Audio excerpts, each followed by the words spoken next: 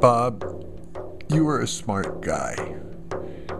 Graduate summa cum laude from Slippery Rock University. Chairman, Chief Executive Officer of Lockheed Martin, 52nd largest corporation in America. You're on the short list of America's highest paid executives. You oversee 140,000 men and women who design and build the most terrifying killing machines in the history of the world. Of your 20+ million annual pay, 80%, $16 million, comes from the American people. You are a patriot and serve the empire with distinction. Do you remember Hephaestus, Greek god of fire?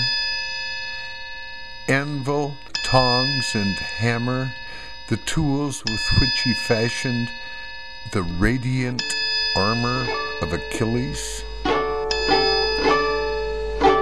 Take a moment to visit the bowels of Volcanus, the vast caves where Hephaestus, the arms maker, and his workers fashioned marvelous and terrifying tools of war.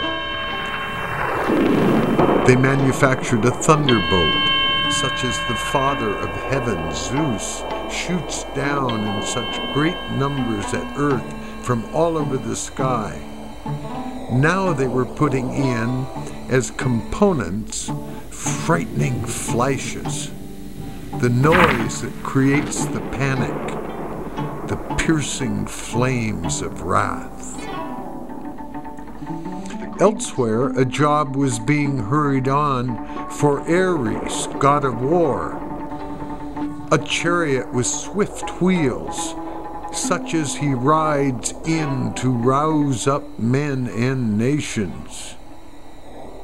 Some busily burnished the mask of Athena that she wears in her angry moods, a fearsome thing with a surface of gold like scaly snake skin. Are you not our own Hephaestus? Our own god of the anvil, tongs, and hammer? Come over to the other side, Bob. You know your grandchildren will not be safer with 3,000 new Joint Strike Fighters, weapons-laden space stations, and Trident nuclear missiles. No gated community will keep them safe from the ravages of climate change and the madness of civil disintegration. Come over to the other side, Bob. We need you here, with love and imagination in your heart. Give us your smarts to undo the empire. Help us to invest wisely in enterprises that nurture and restore. Help us manage modern complexity. Let go of death, embrace life.